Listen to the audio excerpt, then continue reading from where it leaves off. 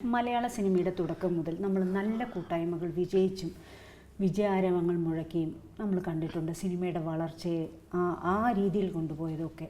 അപ്പം അങ്ങനെ ഒരു കൂട്ടായ്മയാണ് രഞ്ജിത്ത് ശങ്കറും ജയനും.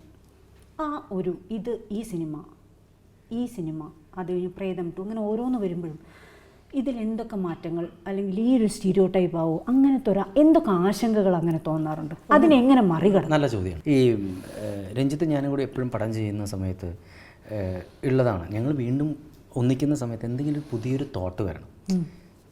അപ്പോൾ ഇപ്പോൾ ഫസ്റ്റ് പുണ്യാളൻ നമ്മൾ ചെയ്യുന്നു, ഒരു പുതിയ തോട്ടായിരുന്നു. രണ്ടാം വീട് സുധി വാത്മീകം സ്റ്റാമറിംഗ് ഉള്ള വേറൊരു തോട്ടായിരുന്നു. പ്രേതം എൻ്റർലി ഡിഫറെൻ്റാണ്. ഞാൻ മേരിക്കുട്ടി എൻ്റർലി ഡിഫറെൻ്റാണ്. പിന്നെയൊക്കെ അതിൻ്റെ സീക്വലാണ്, പ്രേതത്തിൻ്റെ സീക്വലും പുണ്യാളൻ്റെ സീക്വലും, അത് അവിടെ നിൽക്കട്ടെ. അപ്പോൾ എല്ലാം ഡിഫറെൻ്റ് ആയിട്ടുള്ള സിനിമകളാണ് ചെയ്യുന്നത്. അതുകൊണ്ടാണ് ഈ പറഞ്ഞതുപോലെ ഈ ഒരു കോമ്പിനേഷൻ ആളുകൾക്ക് വലിയ കുഴപ്പമില്ലാതെ പോകുന്നത്. ഇത് എന്താ പറയുക, സിനിമകൾ അത്യാവശ്യം വർക്കൗട്ടും ആകാതെ പോയാൽ ഈ കോമ്പിനേഷനിലുള്ള വിശ്വാസം നഷ്ടപ്പെടും. അപ്പോൾ റിപ്പീറ്റ് ചെയ്യാതിരിക്കുക എന്ന് പറയുന്നൊരു സംഭവമുണ്ട്. ഏത് സബ്ജക്റ്റുകൾ വീണ്ടും അതുപോലെ തന്നെ വന്നു കഴിഞ്ഞിട്ടുണ്ടെങ്കിൽ ജനങ്ങൾക്കും മടുക്കും, നമുക്കും മടുക്കും. നമുക്ക് അങ്ങനെ ചെയ്യാൻ താല്പര്യമില്ല. അപ്പോൾ രഞ്ജിത്ത് ഇപ്പം എന്തോ അടുത്തത് വേറെന്തോ പ്ലാൻ ചെയ്യണമെന്ന് തോന്നുന്നുണ്ട്. അപ്പോൾ അത്രേ ഉള്ളൂ. നമുക്ക് ചേരുന്ന സിനിമകൾ ചെയ്യും. സൗഹൃദത്തിൻ്റെ പുറത്ത് ഒരിക്കലും സിനിമ ചെയ്യില്ല, നമ്മൾ ചെയ്യില്ല. എനിക്ക് ചേരുന്ന സിനിമകൾ വരുന്നാൽ നമ്മൾ ചെയ്യും.